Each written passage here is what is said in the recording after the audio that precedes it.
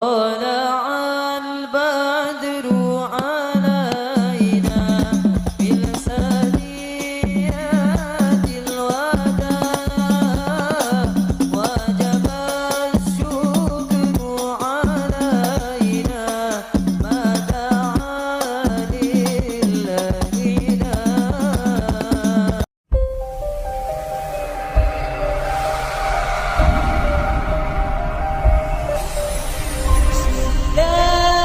الله الرحمن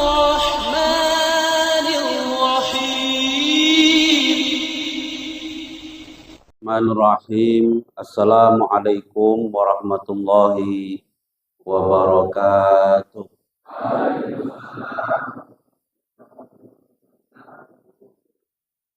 Alhamdulillah alladzi wa'ada lil muttaqin al jannah allati fiha na'imun muqim. Asyhadu an la ilaha illallah wahdahu la syarika lah wa asyhadu anna sayyidana Muhammadan abduhu wa rasuluh ad-da'i ila dinil qawim. Allahumma salli ala sayyidina Muhammadin wa ala alihi wa ashabihi alladhina ihtadaw ila sabilil mustaqim, amma ba'd. Wa qala ta'ala fi kitabihil karim, a'udzu billahi minasyaitonir rajim, ya ayyuhalladzina amanu taqullaha wal tanzur nafsum ma qaddamat lighad wattaqullaha innallaha khabirum bima ta'malun. Shadaqallahul azim. Yang saya hormati ketua daripada FKSMM, yaitu Al-Ustaz Salman. Yang saya muliakan para asatidz, para tuan guru yang hadir pada pagi hari ini. Wabil khusus Bapak Haji Yanto selaku Ketua BKM daripada Masjid Al-Furqan ini, para wakil ketua dari FKSMM Waka 1, Waka 2 yang hadir, dan kemudian para ketua BKM yang tergabung yang hadir pada pagi hari ini, Komandan Satgas yang selalu ikhlas dalam bertugas, dan seluruh anggotanya yang ada di luar, semoga selalu sehat-sehat selalu. Amin. Kemudian dari ibu-ibu juga hadir. Alhamdulillah. Bu, sehat Bu? Alhamdulillah. Belum nyuci piring tadi itu ditinggal ke sini. Oh, udah ya. Kemudian YouTuber kita yang selalu hadir, semoga sehat selalu. Ini dari TV mana ini? YouTuber kita, YouTube-nya adalah FKSMM. Channel FKSMM. Like dan share. Dan seluruh jamaah yang hadir pada pagi hari ini yang tidak bisa saya sebutkan satu-satu, bersyukur kita kepada Allah Subhanahu wa Ta'ala atas nikmat-nikmat dan karunia-Nya. Pagi hari ini kita bisa hadir semua di Masjid Al-Furqan ini dalam keadaan sehat wal afiyah.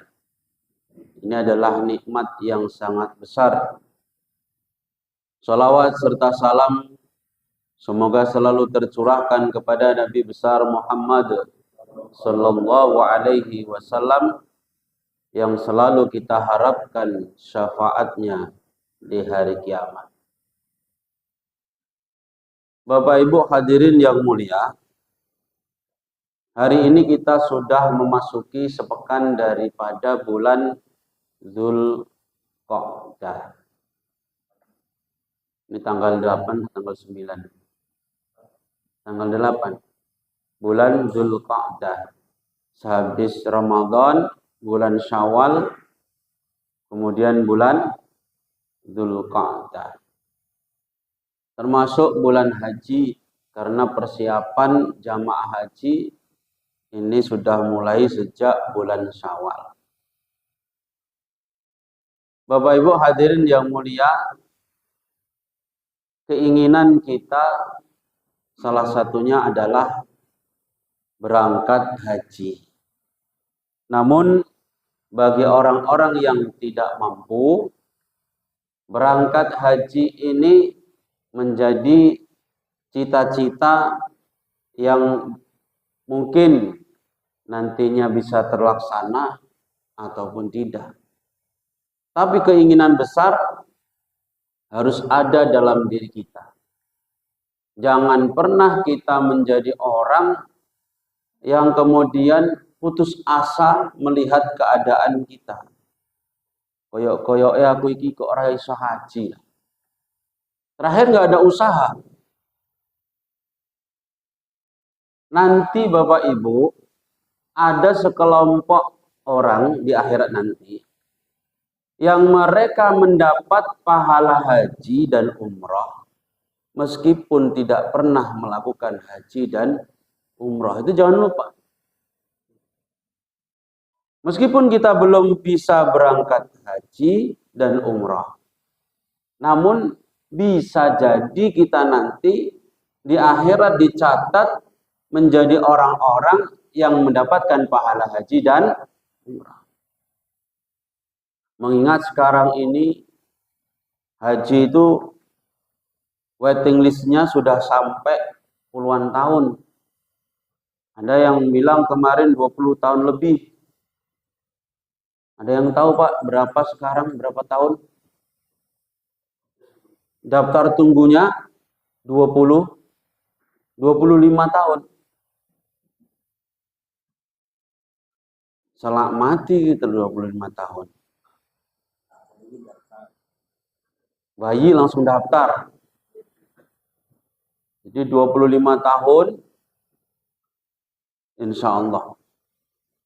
Maka bersyukur bagi jamaah kita saat ini yang sudah berangkat haji.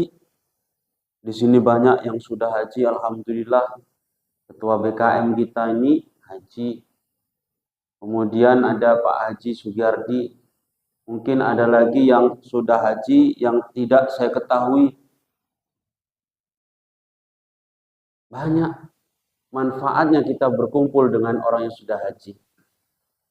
Allah itu menolak bala suatu kampung, salah satunya karena di situ ada orang yang sudah haji.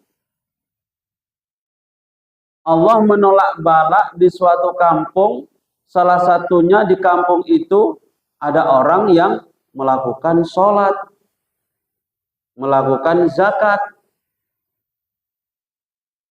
Kalau di suatu kampung ini ada orang yang sudah haji, harusnya kampung ini mendapatkan musibah, tapi karena haji yang mabrur ini, bisa jadi musibah ini kemudian tidak jadi ditimpakan di kampung itu. Itu orang yang haji. Lalu bagaimana cara kita Ustadz bagi orang yang tidak mampu? Dulu saya pernah sering mendengar, waktu di kampung, waktu kecil, bapak bilang, oh haji ini wong melarat yang ini Jong, sholat Jumat berturut-turut sampai 40 kali nggak pernah bolong. Nang piye orang iso haji ora duwe duit, ya wis ke hajine sholat Jumat yang rutin jangan pernah bolong. Itu kata bapak saya. Cuman kalau bisa dijelaskan lagi, banyak kok amalan-amalan yang bisa menjadikan kita yang belum bisa haji tapi bisa mendapatkan pahala haji. Salah satunya apa? Niat yang tulus. Orang bisa mendapatkan pahala haji bagi orang yang tidak mampu. Satu, mulai sekarang punya niat yang tulus. Keinginannya ingin berangkat haji. Jadi bapak-bapak meskipun nggak punya duit sama sekali, Niatlah agar nantinya berangkat haji. Caranya bagaimana? Itu Allah yang ngatur. Yang penting niat dulu. Keajaiban sekarang ini masih ada. Keajaiban itu ada. Ada rizki itu rizki yang tidak disangka. Apa Bu? Rizki yang tidak disangka. Ustadz kan gampang, asal kita pagi siap sholat subuh, nggak kemana-mana, zikir di masjid atau majelis taklim siap subuh. Nanti setelah surup, kemudian sholat dua rakaat, namanya sholat apa? Isyraq. Dapat pahala haji dan umroh, taman, sempurna haji dan umroh. Itu cara mendapatkan pahala haji. Tentu beda pahala haji orang yang tidak berangkat sama orang yang berangkat. Tapi daripada tidak sama sekali. Loh, jangan dianggap sholat isyraq gampang 2 rakaat, istiqomahnya yang susah, Pak. Dianggap sholat isyraq 2 rakaat gampang kalau cuma sekali, Bu. Kalau tiap hari, oh ini yang susah. Karena istiqomah ini lebih sulit, bahkan pahalanya, keutamaannya lebih hebat dari 1000 karomah. Orang bisa terbang, walah orang soleh bisa terbang. Ini karomah. Megang orang langsung sembuh. Orang sakit dipegangnya langsung sembuh. Ada, Pak. Ada orang nanti doa supaya hujan, langsung turun hujan. Oh, bahasa orang sini keramat ini. Apa, Pak? Keramat. Keramat itu bahasa kitabnya karomah. Karomatul wali bidari dunya laha kaunun fahum ahlun nawali. Dalam kitab Badul Amali. Keramahnya wali itu ada di dunia. Wali itu punya karomah. Orang soleh yang punya karomah itu masih kalah dengan orang soleh yang istiqomah. Luwe apot istiqomah, Pak. Lu kita saja sholat 5 waktu, Pak, berjamaah. Ringan apa enggak? Ringan. Coba lakukan sholat 5 waktu berjamaah selama 40 hari. Bapak catat, hari pertama bisa full, kedua bisa full. Oh, nanti di hari yang entah keberapa, ada undangan. Ada undangan waktu malam Senin. Akhirnya berangkat. Pas di tengah jalan sudah azan maghrib. Sholat, berhenti, nyari masjid, gak dapat. Akhirnya di perjalanan. Sudah ada masjid, sholatnya ketinggalan. Ada saja nanti. Entah itu karena sakit, entah karena kerjaan. Pokoknya istiqomah 40 hari saja. Ini susah. Makanya yang sulit itu kalau punya karomah, insya Allah kita semua bisa, Pak, kalau mau berusaha. Ya, punya karomah. Jadi jangan heran kalau bapak-bapak melihat ada orang itu punya karomah. Meskipun itu juga termasuk tanda-tanda kemuliaan dari Allah Subhanahu wa Ta'ala. Tapi heranlah Bapak, kalau bisa ada orang yang istiqomah. Bapak kok istiqomah dari mulai dulu saya nampak masih muda sampai sekarang. Setiap hari selalu sholat isyraq di masjid. Sholat isyraq terus. Sholat isyraq 2 rakaat. Matahari muncul, sudah sempurna munculnya, baru sholat. Jangan belum muncul sepenuhnya, sholat gak boleh. Termasuk tanda waktu-waktu yang kita dilarang untuk sholat, yaitu ketika matahari muncul sedikit sampai benar-benar muncul sempurna. Kalau sudah muncul sempurna, waktu isyraq. Sampai kapan? Waktu waktu duha, ada namanya sholat sendiri, namanya sholat duha, sholat isra. Ini yang pertama. Yang apa tadi? Supaya dapat pahala niat yang tulus, Pak. Jadi amal soleh yang tidak bisa kita kerjakan, niatkan dulu, Bu. Sebenarnya aku tuh pengen lah tiap tahun bagi-bagi sama tetangga-tetangga yang fakir. Pengen aku dalam hatiku ini. Tapi apa daya, jangankan kok bagi-bagi. Kayak beli baju lebaran pun kadang bisa, kadang enggak. Kue lebaran pun kadang bikin sendiri. Cemana mau bagi-bagi. Seumpamalah suamiku itu Rapi Ahmad atau siapa ngono. Jangan kalau kayak gitu. Andai saja suamiku adalah Hotman Paris yang duitnya akeh, maka tiap tahun aku bagi-bagi.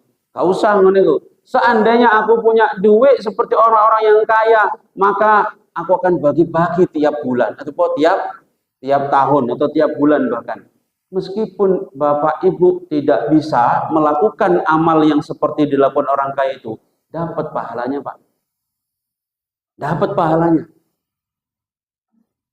Meskipun kita nggak bisa melakukan, tapi niat kita, seumpamalah aku banyak duit, aku akan melakukan hal sama seperti kawan itu.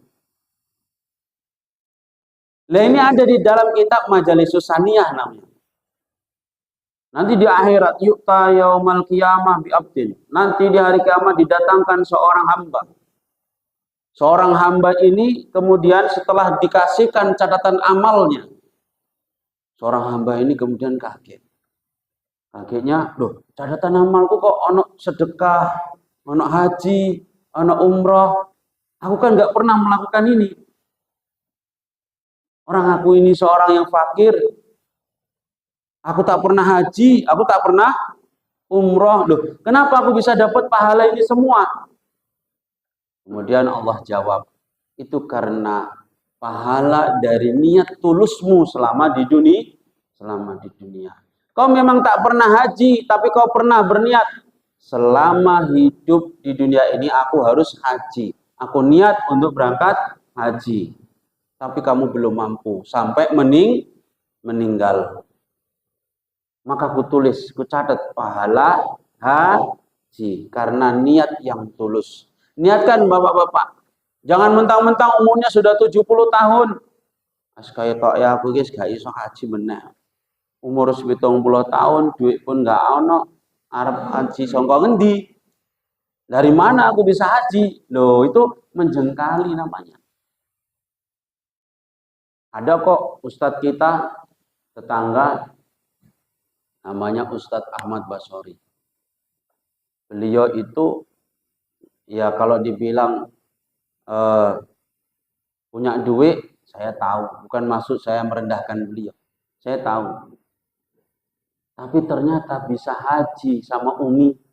Ya, beliau sama Umi, sama istri beliau bisa berangkat umroh, bukan haji, ke tanah suci. Keinginan beliau sudah lama. Saya tanya sama yang berangkatkan, bisa beliau ya kayak gitu. Itulah karena keikhlasan beliau. Padahal usia beliau sudah berapa? Tahu-tahu ada yang memberangkatkan umroh. Jadi nggak usah kita ini kemudian putus asa. Umurku sakmene sapa meneh. Ada lagi jamaah Masjid Al Barokah. Ini nyebut masjid nggak apa-apa ya? Nggak apa-apa. Masjid Al Barokah. Ustadz, saya tanya, saya ini kan udah tua, pengen kali saya haji. Beliau sudah umroh, tapi saya belum haji, Ustadz. Pengen kali saya haji. Wes Pak, niatkan wae haji. Salah satu cara supaya niat beliau ini tetap sampai beliau meninggal, saya suruh doa amalan. Ini amalan supaya bisa berangkat haji. Maksud saya itu supaya niatnya itu tetap ada sampai beliau meninggal. Karena saya tahu, kalaupun nanti nggak bisa berangkat betulan, maka dia akan dicatat sebagai orang yang mendapat pahala haji karena sudah niat. Minimal Pak, kalau kita nggak bisa nabung dengan duit, minimal nabungnya dengan doa. Kalau nggak bisa Pak, kita gapai dengan berjinjit cita-cita itu. kita rebut dengan bersujud. Doa, ya Allah, mampukan aku untuk berangkat haji. Doa terus tiap hari deh, tak kayak amalan. Aku pun bingung, aku dewe durung berangkat haji, ngekei amalan wong haji. Sama-sama kita berniat. Tapi aku yakin, aku nanti bisa haji. Entah ada jamaah FKSMM yang nanti nengok, berangkat ke haji. Ustadz-ustadz iki, ayo diberangkat ke haji. Terutama ketuanya FKSMM iki. Ayo diberangkat ke haji. Ya, ustadz-ustadz yang ikut FKSMM berangkat ke haji kabeh. Kan Ustadz Samsir, alhamdulillah. Ayo pengurusnya berangkat kabeh. Sopo ngerti? Kita nggak tahu. Ah, itu terlalu ngayal Ustadz. Gak apa-apa. Kalau kita ingin kebaikan, doa saja Pak mulai sekarang. Doa terus, doa sampai kapan Ustadz? Doa sampai mati, pasti dikabulkan. Kalau enggak dikabulkan di dunia, di akhirat dapat pahala. Jadi di akhirat nanti ada orang model yang kayak gitu Pak. Ada orang nggak pernah sedekah ini. Loh, tiba-tiba dapat sedekah loh. Aku kok dapat pahala sedekah untuk fakir miskin semua tiap tahun. Ternyata karena setiap tahun memang kamu dulu niat pengen sedekah, tapi kamu nggak mampu.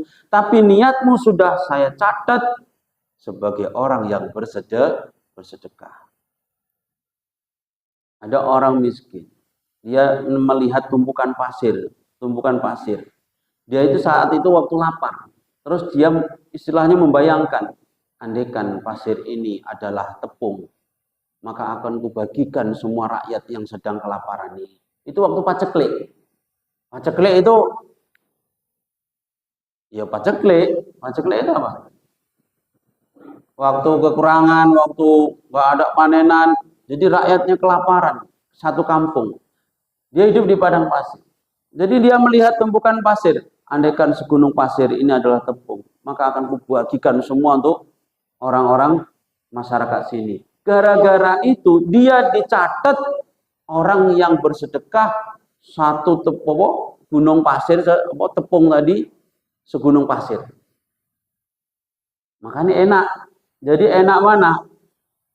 Enak kita itu punya niat yang baik. Niat yang baik ini sulit loh Pak.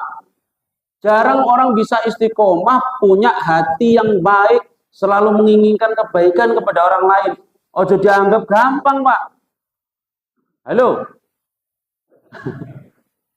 Dikira cuman punya niat yang baik, punya hati yang baik itu gampang, itu aku pun iso koyo ngono Ustaz. Oh, jarang Pak. Jangan salah.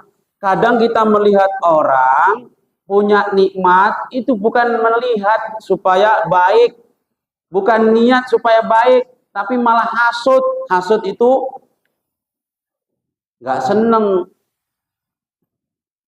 Dikira niat itu gampang nih ngono. Oh, jangan dianggap. Kita melihat ada tetangga baru beli mobil. Kalau orang yang hati baik itu pikirannya seneng. Alhamdulillah tanggaku bisa beli mobil. Jadi kalau minjem enak, meskipun nggak dipinjemi. Paling tidak kita melihat ada satu tetangga kita yang sudah punya mobil. Jadi dia pun nanti kalau kesana kemari sudah nggak minjem sama kita kalau kita sudah punya mobil. Nah iya, kalau kita pun melihat dengan senang itu sudah niat yang baik, hati yang baik. Kadang banyak orang nengok orang kayak gitu Bu, bukan seneng malah duit dari mana itu, utangnya aja masih banyak. Tak rosong ingut tuyul ya. Curiga, yang ada malah hati yang baik itu sulit Bu. Kita punya niat yang baik itu sulit. Dawuh Mbah Maimun Zubair, Syekhuna Maimun Zubair, guru kami, tirakat sing paling abot itu tirakat mempunyai hati yang baik. Bukan tirakat puasa, bukan tirakat baca Quran tiap hari, bukan tirakat doa sholat tahajud. Tirakat sing paling abot itu tirakat punya hati yang baik. niatnya selalu baik. Gampang itu kata-katanya, cuman kalau diamalkan itulah justru yang paling berat. Aku sendiri saja belum mampu. Saya sendiri belum mampu. Saya sendiri belum mampu. Kadang masih muncul rasa hasut kepada kawan-kawan. Ya, kadang rasa hasut itu ya tidak suka melihat nikmat sama orang lain. Pengen nikmat itu hilang dari dia. Kadang-kadang masih sering aku terus mikir, ya Allah. Nah, aku ustadznya kadang sik duwe iri, sik duwe hasut. Apa meneh sing ora ustadz aku ngono. Nengok kawan itu penerimaan santrinya banyak pondoknya. Nah, aku mikir juga, bonus nerimo pesantren ini nerimo santri banyak. Aku lagi loro asem tenan ya. Ya, kadang mikir kayak ngono. Oh, berarti aku punya rasa hasut. Saya yakin bapak-bapak juga masih punya rasa. Ada di sini yang tidak punya rasa hasut? Coyo. Pak, tirakat yang paling berat bukan sholat tahajud istiqomah, bukan ini bukan ini, tapi tirakat punya hati yang baik. Jadi selalu niat yang baik meskipun cuma niat, tapi nanti kalau kita sampai wafat dicatat melakukan amalan-amalan soleh itu. Itu satu. Amalan yang kedua yang bisa mendatangkan kita punya pahala haji nanti di akhirat adalah berbuat baik kepada kedua orang tua. Berbuat baik kepada kedua orang tua. Ada salah satu sahabat mau jihad. Ya Rasulullah, aku ikut jihad lah.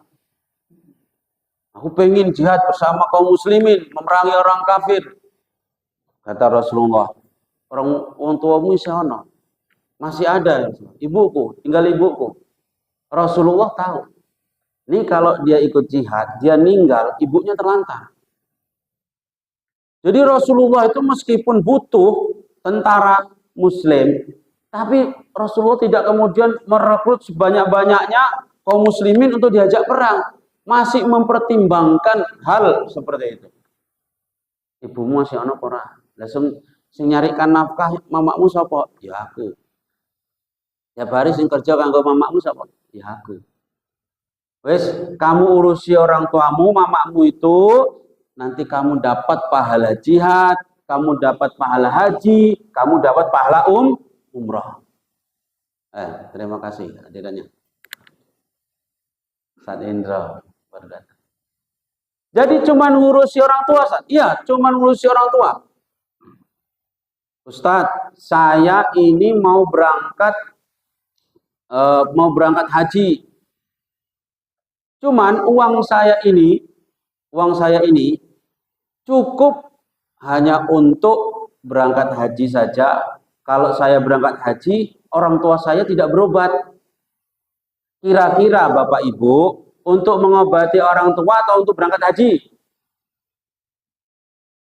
Tenan orang.